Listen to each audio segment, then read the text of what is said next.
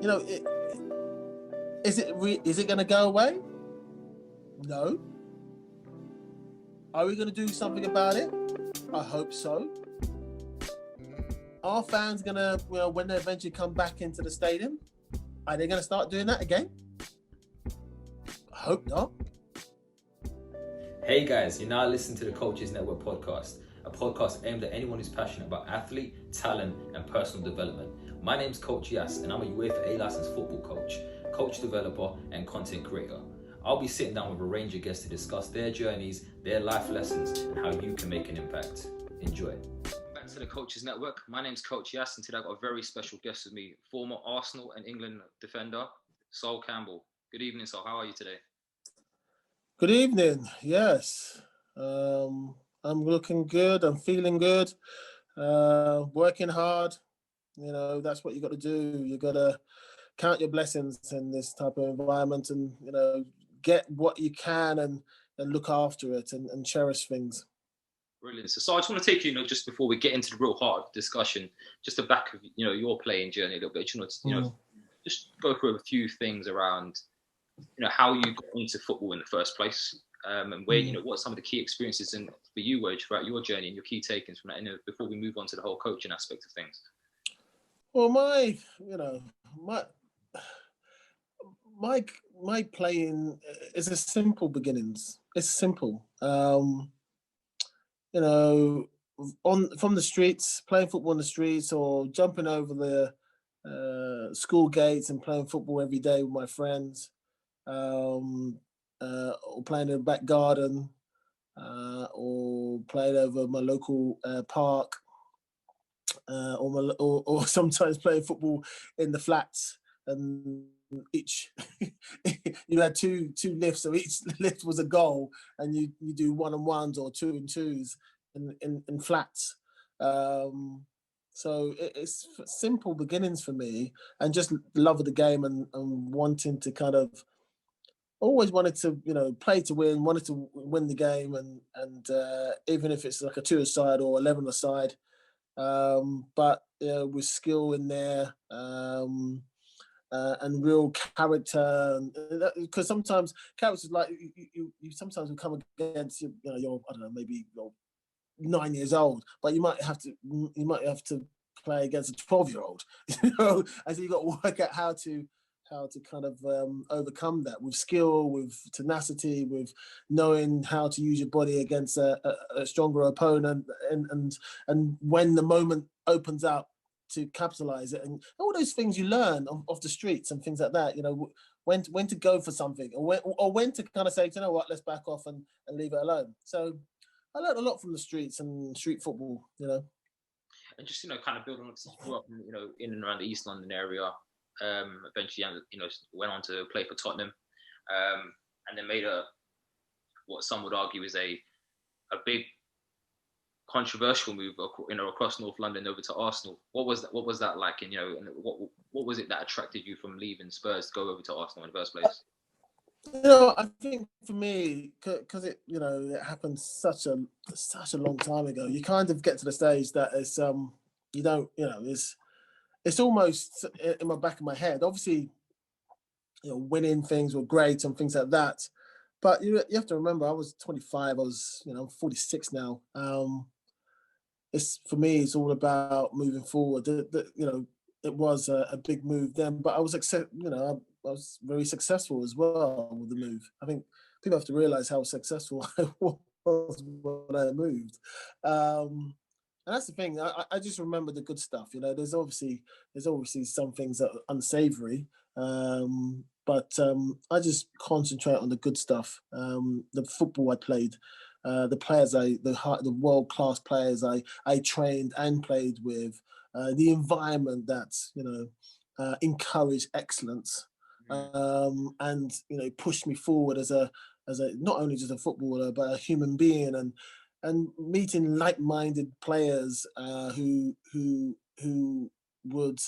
Football was everything for them, It wasn't a second thing. It was like the first thing and the only thing. And to be in that environment with all that type of mentality around you, you can only grow. You either get scared and say, "Oh, it's too much for me," or you just say, "Give me, this is what I've been waiting for all my life. I've been waiting for a moment to be in this type of environment."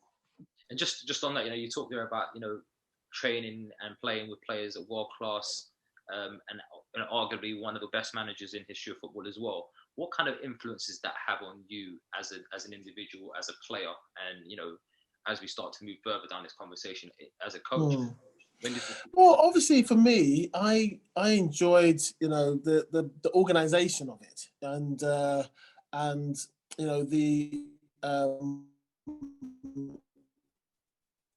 the clean lighting.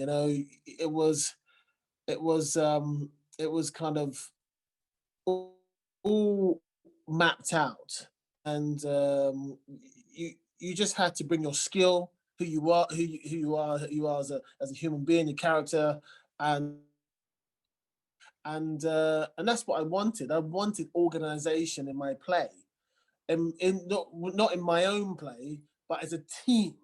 As a team, you slot in, you do your job, and like you're part of that machine, that well-oiled machine. And I love being in that type of environment when the players, you know what you got to do. Everybody's got great attitude. Everybody, are playing to win. And the training is second to none. It's all high level. And for me, for someone who thrives on high level, on the edge type of consistency football, I loved it, and it wasn't a problem for me because my brain capacity and who I was and where I am as a human being, I loved it. And I think just on that note, then when did coaching start to become a thing for you? Obviously, you moved to Arsenal around age 25. You still went on to play a number of years for Arsenal, Portsmouth, Newcastle, and a brief spell at Notts County as well. When did coaching start to become, I guess, a direction for you to kind of set your sights on, or was it always in the back of your mind from early on that I might want to go into that after my career as a player is done? Coaching for me started to kick in about 30, 31.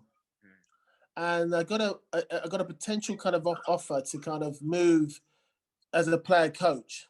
Thinking back now, probably I don't know. Maybe I should have taken that opportunity to be a player coach at 30, 31. But I wasn't ready. I wasn't done. I wasn't done. I wasn't done. I left Arsenal. I came back to Arsenal, won the FA Cup with Portsmouth. I had a great time. So, maybe if I'd have gone to this club as a player coach, that might not have happened. So I don't know. Hearsay, not hearsay. Hypothetically, it could be anything. It could have turned out in a different way. But for me, about 30, 31, it started to creep in, and I started to look at how I looked after myself, how I started to look at other players, and obviously you see the younger ones coming up and see the attitude and see the skill, and sometimes it was interesting that the there'll be lack of skill, but then there'll be really players really going for it, or it'll be a mixture, and it's good to have that as a player, because I wasn't really worried about that 25 or 20. I was about scoring goals or defending or doing good games. But as you get older, you start to mature. Some of us start to mature and want to create, and it starts seeping in and soaking in, and you start to look at managing in a different way. It's just maturity. It's all about maturity. That is a natural progression for me to coach, to use my mind, to use the skill I've had from playing days. It was a natural, and I'm a leader. I like to manage. I find it very comfortable to manage, and I love putting things together. I'm very organized. I like to kind of work out things. I'm lovely at strategy and all that kind of stuff. And I love scoring goals, and I love tweaking players and moving players around to kind of, I think you're going to be really good in this position. And then seeing that happen, and you see your vision, you see, look, one of the things I love is to see a player who's playing in one position, and they've been playing for, I don't know, maybe 4 or 5 years. And do you know what? If you just go there, I think this is for you. And I like that. And you kind of change their career within like almost 6 months. Yeah. Just on that, then you talked there about your ideas and having a vision of some sort. So in the process of that, surely you've identified or started to build some ideas around how you maybe want your teams to play and what kind of coach you want to be, or in that respect. What would you how would you describe that in terms of playing style or an ideal playing style? Yeah. That's what I mean, because it comes down to your budget and who you got there and things like that. So, and for me, I love quick football, and I can't really get away. But quick football with control, sure, with control and balance. With Arsenal as well. Yeah, a little bit, just mimic Arsenal, quick football. I mean, people say football's quick now. I mean, we were playing quick football then. We're quick guys then. There's a lot of quick guys, mentally and physically, who shift the ball. I think people don't realize the pace and how quick I was. Almost thinking about it's unbelievable. It's if you actually put how we played, and mask it onto some of the top teams how they play now, there'll be not a lot of difference, in pace, and in some cases it'd be probably quicker. But anyway, I love quick football, but I love the quick breaks. I love to exploit when it's out of sync and the opposite is out of sync, to be able to capitalize on space. I love guys who run into space or who can dribble into space and things open up. I love all that. I do love defenders who can defend, and who can pass the ball and control the ball and command it. And when it's under the cosh, they come alive even more. I love that, and I love a dominating keeper who dominates his box and makes those big saves. And I love characters. I have to have characters. Characters in the sense that they've got a bit about them. Yeah. So I see when they're winning or they're losing or they're drawing, or I love that. I love to see characters. I'm very a people's person when I'm managing. I love that team. I love kind of building a team that can really challenge for anything. I'm a builder. I love to build teams. I love it. It's just on that then, you've had a few roles in your journey so far, still relatively early on in a coaching or managerial career, as you said, early 46, I'm sure, and I hope you've got many years to come. Had a stint with obviously Trinidad and Tobago as the assistant coach, and obviously first team roles both with Southend and Macclesfield. How did you find it going into those roles? And then obviously, we touched on a brief conversation at the start of this around some of the challenges that might be faced with, people from an ethnic background. How did you find that, I guess, emerging into those sorts of roles in the first place? Well, the first one, obviously, Trinidad and Tobago, that came from Dennis Lawrence. He was, famous captain for Trinidad. He worked with Everton as well, and Wigan with Martinez. So, and that was the next gig. And I was doing the Welsh FA courses. And he got the gig and he said, look, so would you like to get involved with the World Cup campaign? I said, yeah, perfect. I'll get involved. So I used to go over there for about 10 days and it used to be a double header. And I learned a lot there in the sense that, international football, I could have probably done a lot more because my international, is vast, and I could have, if I was allowed to, I could have, even helped even more with the training. But I enjoyed my tasks, and I learned a lot from the players from that part of the world. It was interesting to learn the psyche and how they think and how they look at football. What was the biggest differences for you then from that perspective? Well, some of it's quite relaxed, and it's very kind of jovial, but serious. That's how they take it in a serious way. It's just a different type of way of approaching football, and you had to, when you go to those areas, you have to tap into the consciousness and the DNA and how they view life. So you got to find. So if you go totally against the grain, you're not going to work out there for too long, or you're not going to get the best out of the guys out there. There's a way of doing things professionally, but there's things that you have to tweak here and there to get the best out of those guys. And that I think that's the same in most regions. Once you leave the country, everyone's got a slightly different. They're professional, but it's a slightly different psyche. Something different you have to do just to get the best out of the guys there in individual countries and definitely individual regions as well. So I enjoyed that. Played some really big games. America and Mexico was good. So I got to experience it. We didn't qualify, but for me, the journey was lovely. Going to sometimes going to Trinidad and Tobago and going there and seeing if we can win some World Cup games and playing away. So for me, going away and seeing the preparation, working with the players, that's valuable for me. That really is, because it was high end football. It's high level football, and it's a possibility of qualifying for the World Cup. Yeah, and just before we move on to obviously your roles with both Macclesfield and Southend, something you touched on there at the start. Obviously, you've done your courses with the Welsh FA. Was there any particular reason behind that, or any reservations about doing it with the English FA? I think for me, I think for me, I just wanted to hear something different. Really, I wanted to go somewhere else to learn and see how people do it differently in different. Obviously the course is the same and things like that, but it's the journey within that course is always slightly different. You always end up in the same place, but it's the journey. And I think with the Welsh FA, you was allowed to kind of bring your own character as well.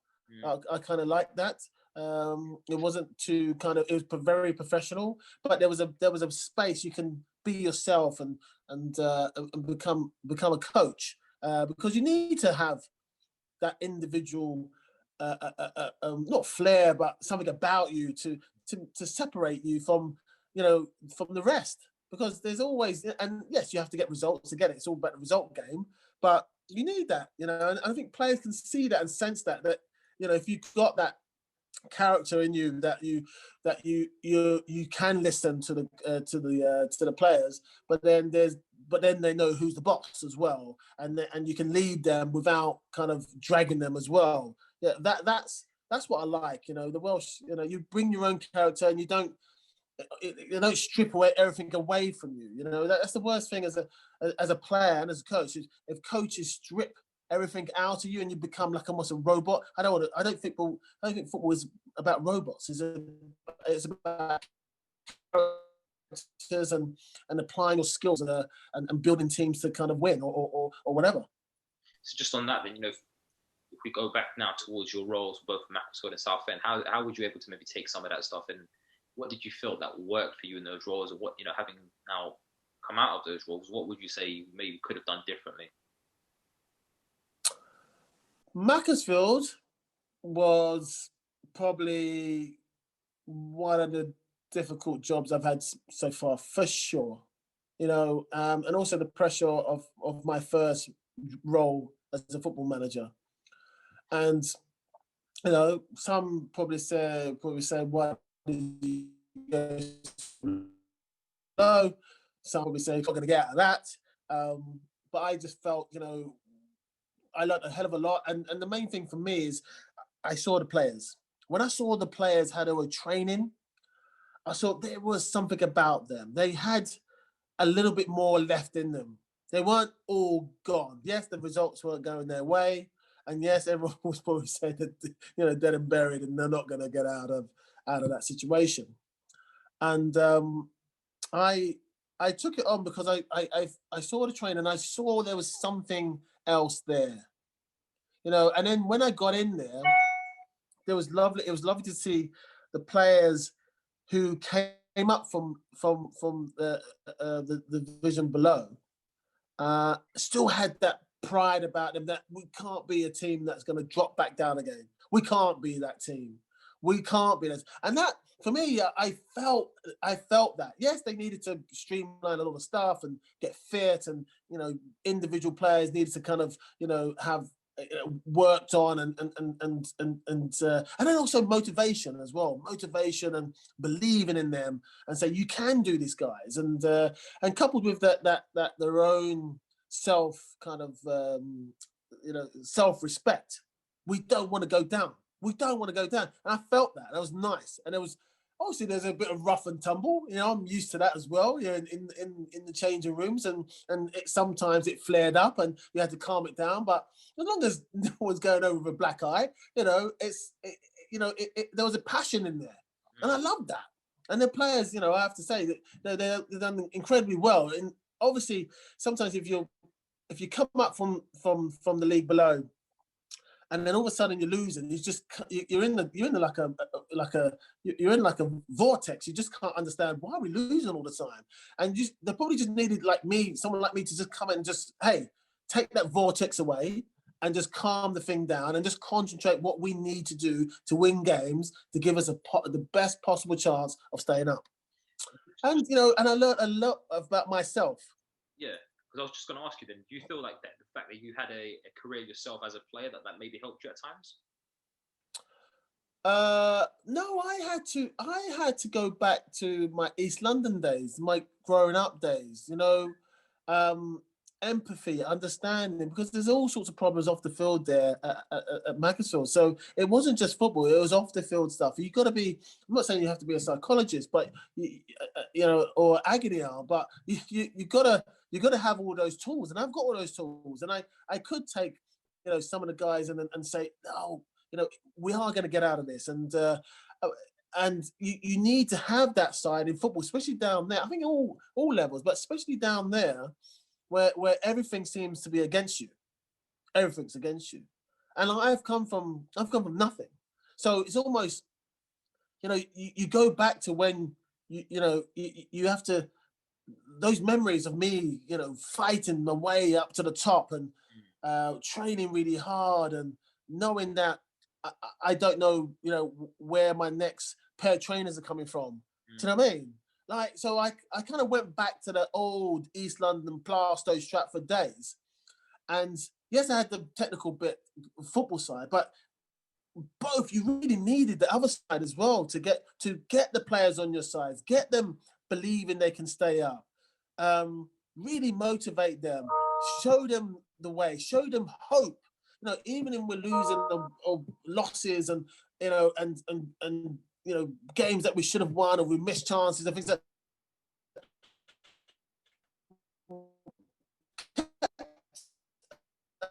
kept on going myself. Coaching self. I mean, it took a lot out of me, emotionally. It took a lot out of me. Really stripped me down proper. Really stripped me down because there's so many things happening and moving parts, and I had to literally do it by myself.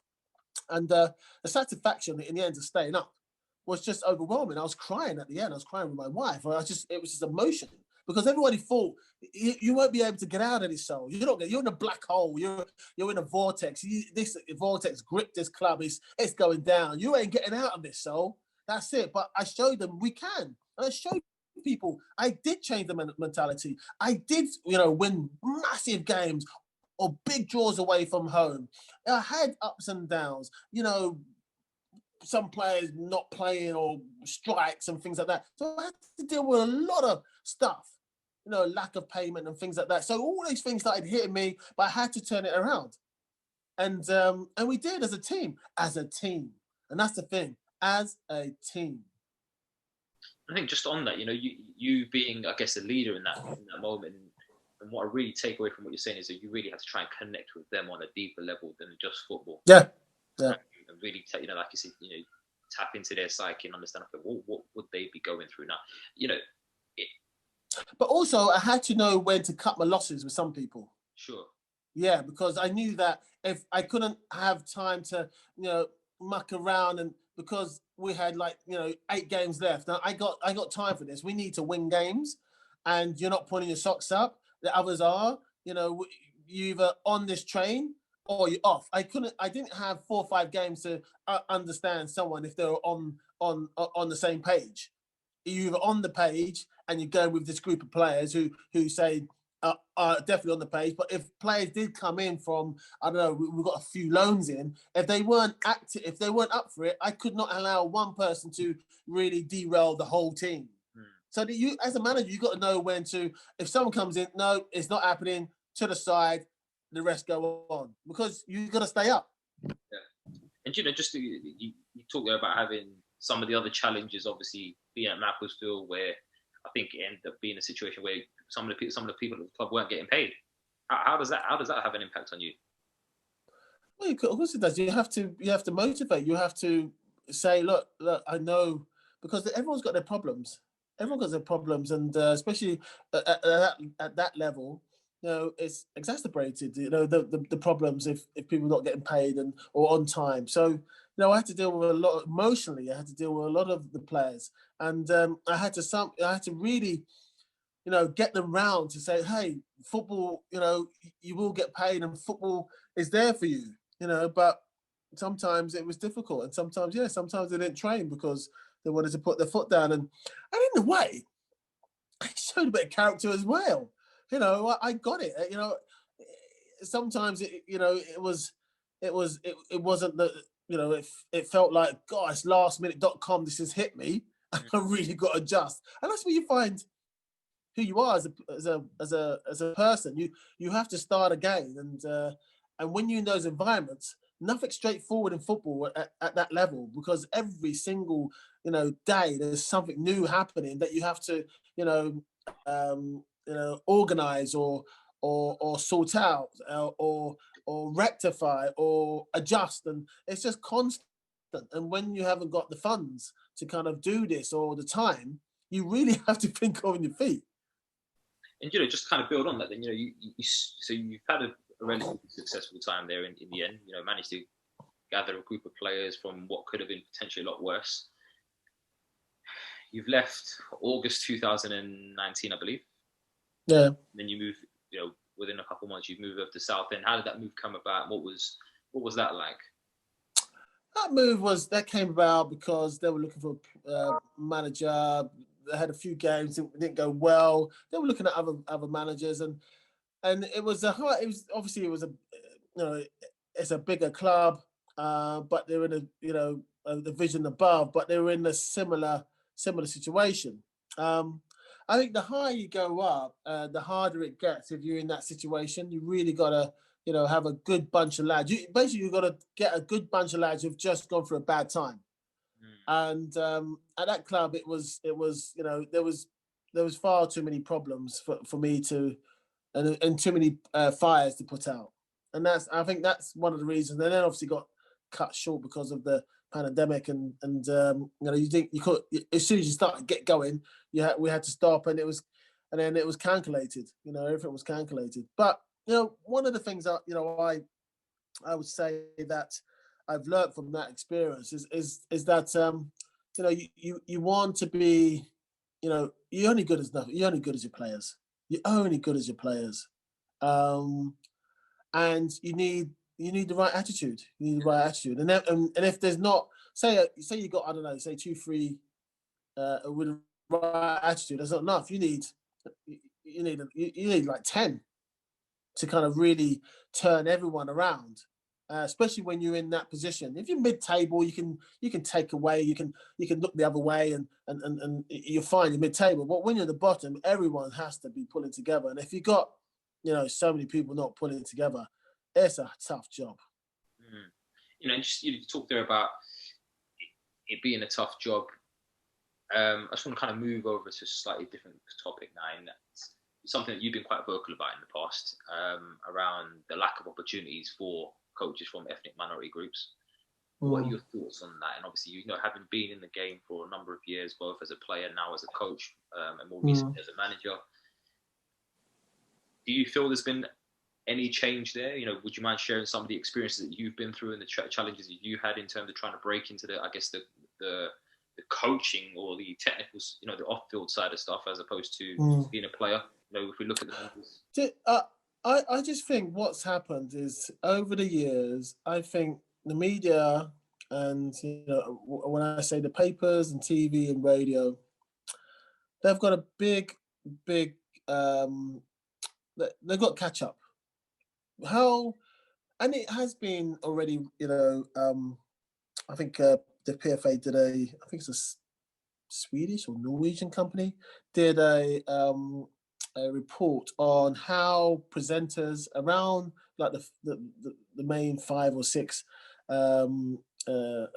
football regions, how they portray black and ethnic players, and that was really damning. That report, it basically said that if you're, say, darker skin or whatever, and you're strong, you're a beast. He's just he's this, he's that, but then if you're slightly lighter coloured and you do something in a nice way, it's always finesse. It's all intelligence and things like that, and that's really sad. That literally subconsciously over the last, say, 10, 20 years, that's gone into people's psyche. That's gone into the now CEO heads and owners around the world. And if you're big and black, you can't be intelligent. It's just for me. And if you're, I don't know, you're centre forward or there is certain, certain things that they say about being big and black and centre forward, and there is intelligence as well. Yeah. And that's the thing, they've got it all mixed up. You can be big, you can be black, and you can be intelligent. I mean, what is this? And then if you're big and white and, oh yeah, he's really intelligent, it's unbelievable. And they actually did the report, and it's a damning report of some of the the main commentators, newspapers, and now some of them are checking what they say now. It's nice that they are checking. I don't know what's happening in Europe, but definitely in England now, Sky Sports, they are really conscious of that, because it does it seeps into the consciousness of people. Just on that. And fans. So in the end, who picks either the fans really gunning for someone, yeah, and obviously the CEO, blah, blah, blah. But the fans, that's it. That's been fed into the fans over the last 10, 20 years. It does affect how fans look at a player. I think so they've got to catch up. There's a catch up. There's a rebooting and rectifying of that, and start talking in a nice, intelligent way with people who are non-white. I think that's the key. It's hopefully change, and there needs to be as well. But for me, I think that type of stereotypical has affected people like me. And just on that, then you talk there about how people are now, I guess, checking themselves to some extent. How much of that do you think is genuine, or as opposed to them having to check themselves because maybe they don't want to be then dragged for that, if that makes sense? I think some are definitely being conscious of this.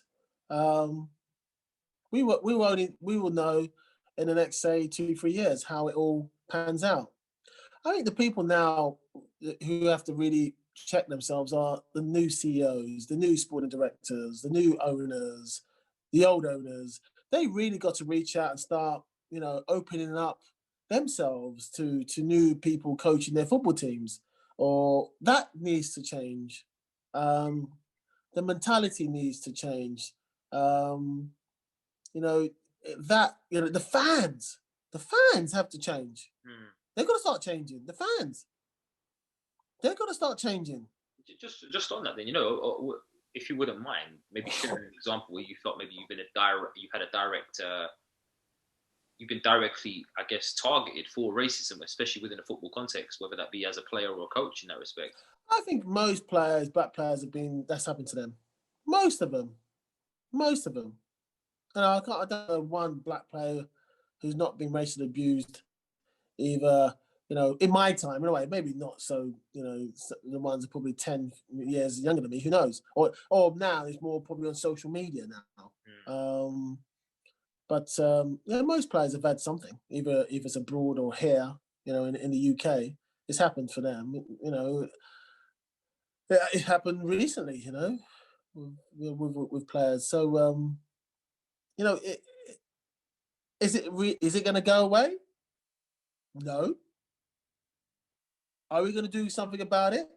I hope so. Are fans going to, when they eventually come back into the stadium, are they going to start doing that again? I hope not. You never know. So, I feel where we're going as human beings and social, that's key, because that's just a reflection.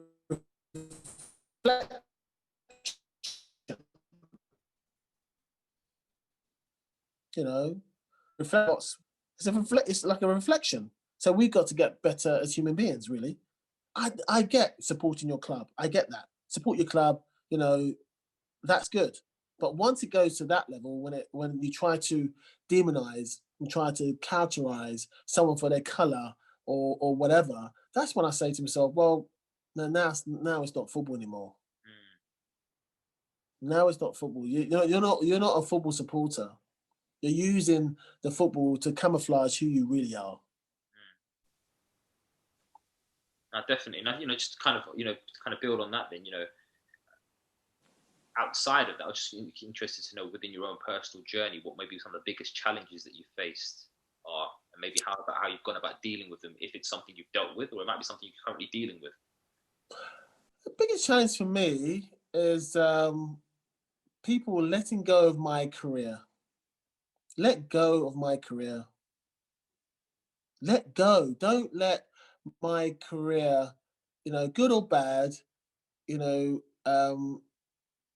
kind of misguide you.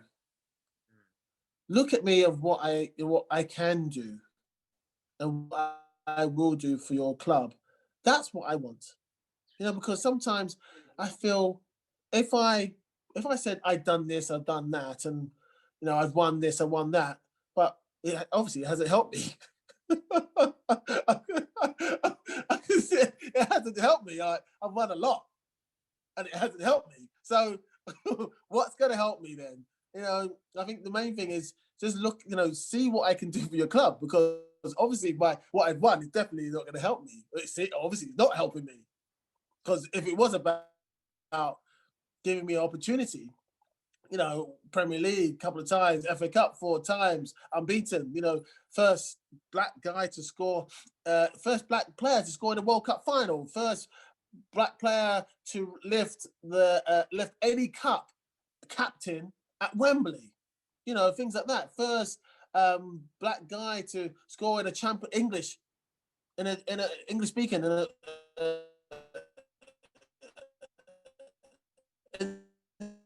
in a Champions League final. So if it was all about that, then I'd be in a job now. But obviously that doesn't come into it. So what does come into it? Is it my color? Is it what I stand for? Or is it I'm too much? I'm not cowering. I'm not kind of, want to be, be the smallest person in the room. I can't. Look at the size of me. I can't. But talk to me. Find out more about me. Don't listen to hearsay. Don't listen to the next man. Don't listen to someone who probably knew me 10 years ago. Listen to me. Listen to me. Hear the passion.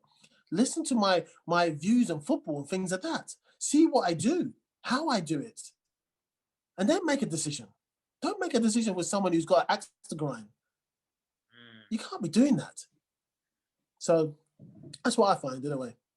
Definitely, and I think I totally understand what you mean, because as a person and just in general, you change over time, you develop, you grow, and if they are, I guess, looking at you and reflecting on your the person you are today based on what you did 10, 15, 20 years ago, then you can't do that. Who's the same last year?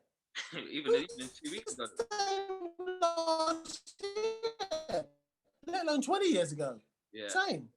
100%. So, just on that, then I think that's a really important message, and I think it, for everyone to kind of consider, and just thinking about important messages. I'm curious to know, over the course of your journey, then who maybe some of the major influences have been for you, both as a player and obviously now as a coach and as a manager.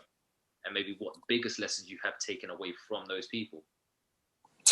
You know what? There's a guy called Len Cheesewhite. He's passed away. He was like a Charlton and Tottenham scout. He came to watch me against, you know, Newham, my district, and things like that. And he really wanted to kind of say, "Hey, come down," and blah blah blah. And he really believed in me. You know, he was a big influence. I'd say the next influence for me coming into football was Lily Shaw. You know, Lily Shaw was for me National Sports of Excellence. Started by the FA. I was based in Shropshire for 2 years, and that was a fantastic thing for me, 14 to 16. I learned a lot. I had skill, I had all this, but I didn't have the fitness. But I worked on my fitness. That got better. And organization. You know, I was organized in my head, but I need to have organization around me. And that created that organization around me. So then, you know, for me, I kind of flourished in those type of environments. You know, you have the skill, you have people who really want to train you, you have the excellence kind of playing against top teams up and down the country, as Lewis Shaw, and then sometimes traveling away to play for your country. But you have a proper environment around you that is excellence. And you have to go for it. And obviously I was deficient in a few things, but I worked on those things. And the time I got to 16, you know, I was a different type of player, you know, all together. You know, that was really good. And then when I got into the first team, you know, we won I played the under-18s championship in England in 1993, and we won it. I don't think we'd have won that for like over 10 years. And so we won it, and I was thinking, oh yeah, I've got a couple more weeks off or whatever. But then I got a phone call, and it's Ozzy Ardiles and Steve Perriman, new managers of Tottenham, said, "Hey, you got to come in." So what? I need a holiday. You got to come. So literally finished that. I think it's a week. I had to go like a halfway through the pre-season. So it all started from there, and those guys were brilliant for me. You know, Stevie Perriman and Ozzy Ardiles. They love football, but they love to see young players do really well. I mean, it brought a joy to them, and they worked and they helped me out. I think Stevie P helped me out with some of my training sessions, and Ozzy was there doing some training sessions with me. And they just love young players who wanted to keep on training. You know, after everyone's gone and they worked on things, they love to see that. They said, "Yeah, good attitude. He knows what he wants." So, you know, those guys were really important to me. And then later on, Arsene Wenger, you know, was definitely really important for me. He had organisation, and he slotted in all the characters to play a beautiful football. And he had a philosophy. He wanted, you know, on the ground and move the ball very quickly. He was one of the first guys to really move ball quickly on that level. And I loved all that. You know, just kind of as we start to wind down, I'm interested in to know just a couple of things, really. First of all, you know, if you had to leave some messages and, you know, I guess going back and speak to yourself at certain points in your life, firstly, when you actually, you know, got into that environment as a player, you know, you're talking there about 14 to 16 going away with England.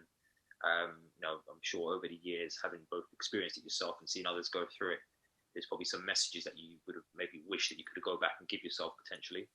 You know, just if I give you a couple points to kind of go back to, you know, that 14 to 15 time. One of the things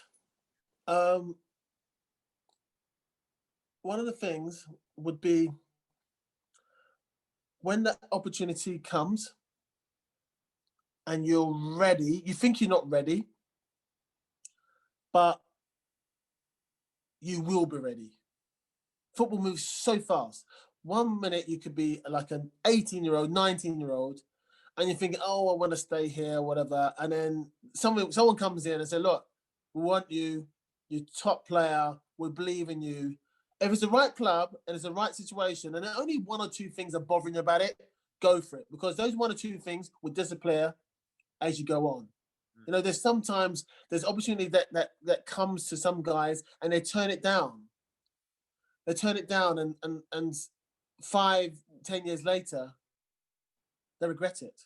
So I think there is the moment of knowing when to move from a club, to move who you are as a human being, as a footballer, challenge yourself, and see how far you can go. And that's what it's all about. If you're a top player, you want to move up. It's okay. If you're a top club, you don't need to move. And there's a lot of funding behind you, around you, to bring players around the world into. Then you just stay where you are. You'd be like a Ryan Giggs. You just stay where you are, and you're happy because, Man United's got enough money. You keep on bringing people in, and then you're lovely because you're a skillful player. You don't have to move anywhere. Thanks very much. Great. But not everyone's got that luxury. Sometimes you have to move to win. So, it's all about when the right moment comes to go for it, because the career's so short. And sometimes you've got 6 years to make it happen. Others are lucky, they've got 15 years. Not everyone's got that luxury. That's just obviously now looking at it from a playing perspective. I'm sure some of that will obviously lend itself to be, in a coaching capacity or a managerial capacity too. Yeah. Have you got any particular, I guess, messages that you would, if given the opportunity to, go back and maybe give yourself around the coaching aspect and the managerial aspect? Well, that's what I mean. I had a situation to play coach, and I'm thinking, should I have taken that? Because then I would have been starting as player coach at 31. That's a possibility. I don't know how that would have turned out as a player coach. It was a real possibility. So I was thinking, I look back and said, should I have taken that? That's something I think 6 years before doing a player coach, maybe I should have done that. I don't know. Just on that, then, But because I wasn't done, I'm still healthy, 31. I'm thinking if I'm doing a player coach, I'm winding down. Yeah. Absolutely, in my head, I was always thinking that if you start coaching, you're winding down. So, what are you doing? You still got 5 years, you're still fit. And then in the end, I proved myself right in the sense that, I went to Portsmouth, I won, FA Cup, had a great time there, Europe, went back to Arsenal, scored a Champions League goal in one of the group stages. So, I went to Newcastle. So when I look at it, okay, Newcastle wasn't the best, but it was still a part of my journey. I don't know. It's like there was a possibility, yeah.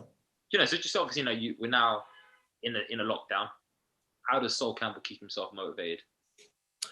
Motivated. I got my family here, but I'm doing things. I'm still trying to, watching football when it comes on. I'm still probing away, see what I can, manager-wise. So I'm still there in the mix.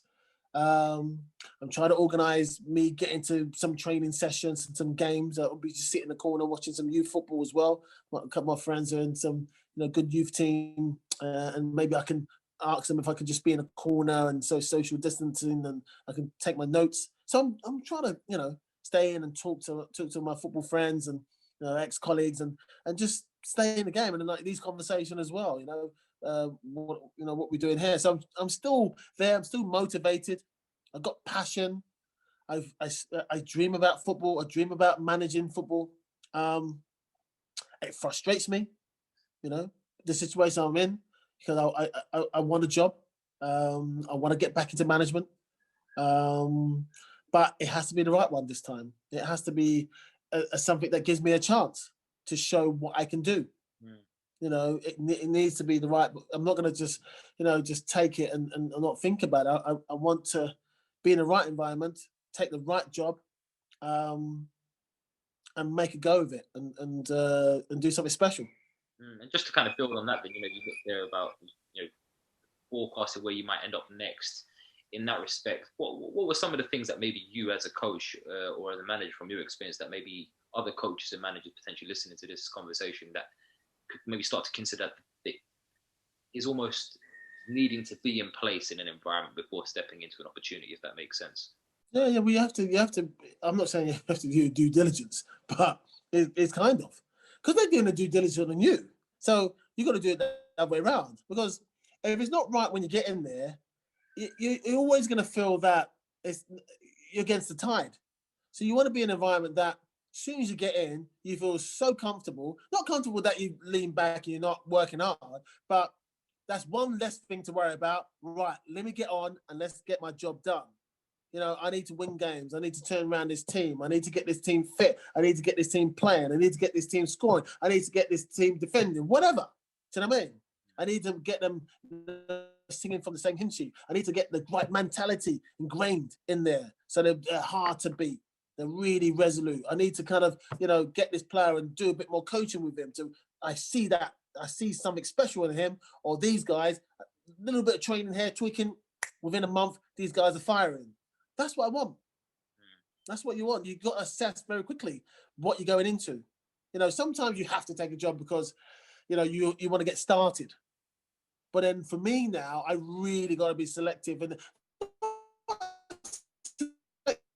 in a bad way, but just some teams, you get 2 teams, and it's just how the team is made up. What players are actually there? Because if you haven't got enough money to bring players in, or the loan market's not there, you that's it. You're stuck with those players, and if they're not firing all cylinders, or something, you just have to tweak it to make them great again. Then if you've got another side, and the players are, I'm not saying all over the place, but a difficult scenario, but more money, it's even harder to turn that around. With the more money, and players are really, really difficult, because you get in there and you try to change that mentality. That might take you 18 months. I've got 18 months. I might be out my ear by then. Yeah. So you've got to choose which ones are going to move you forward very quickly and the least amount of work to get them firing. Definitely. I think, you hit the nail on the head there in just looking at doing your due diligence on the environment you're going into. But, and yes, it's great to have opportunities, but it's also got to be the right opportunity. And I think that's one of the key kind of takeaways from what you said there. Just on a final note then, so as we start to kind of leave off then, if I gave you 60 seconds now to kind of wrap up one golden nugget for, the listeners to kind of take away and consider applying in their own journeys, what would that be? I think for me, it's all about being yourself. Because in a job, and a football job, if you get a job by false pretense, not being yourself, I don't know how long you can last. There's so much pressure in football. You got to be yourself. And if you're the self and they pick you being yourself, then that for me, that's like, I'm 5 steps ahead already. And then, be truthful to the players, because if you're not, but truthful and tell them the boundaries and things like that by your actions and how you carry yourself. Because then that's ultimately how you once you step into that club, they know where you're going. They know the parameters. They know the slack. They know when there's no slack. That's what you want, because then you start to the mentality starts to change very quickly. And all about, once you step into this area, it's work. It's work time. Yeah, a bit of banter, but it's work time. And that's what I like to do. As soon as I go into the club, I command that type of focus, but with banter. And I find the balance between banter and focus on your job. Do you know what I mean? Looking after your body, making sure you do this, making sure you do that. Don't overstep the mark. Don't go out the night before, a game, whatever. Do you know what I mean? I command that in a nice way, in a spiritual way, and how I carry myself as my stature. That's what I want to do. That's what I want to. As soon as I step through the door, I'm in business. I'm in business. I'm here to win the game. But yes, I got compassion, empathy. But hey, then I got let's get this work done together, guys. And now about me bringing the team together and being a real good, like a family. Definitely. There you go, guys. You have it there. The biggest message from the day: just be yourself. Go with that passion and committed to the goal and drive. You should be able to achieve everything you set out for yourself. Well, Sol, thank you again for your time today. Yeah, my pleasure. Well, there you have it, guys. Another episode of the CoachYas Network podcast, where our aim is to bring the world of athlete, talent, and personal development together to just one platform. And you can help us with that mission right now by sharing this episode or any of your favorite episodes with everyone that you can think of. You can tag us in those mentions as well on Instagram at the CoachYas Network or on Twitter at the CoachYas Net. We look forward to hearing from you. Let us know what you thought about today's episode. And until next time, guys, take care.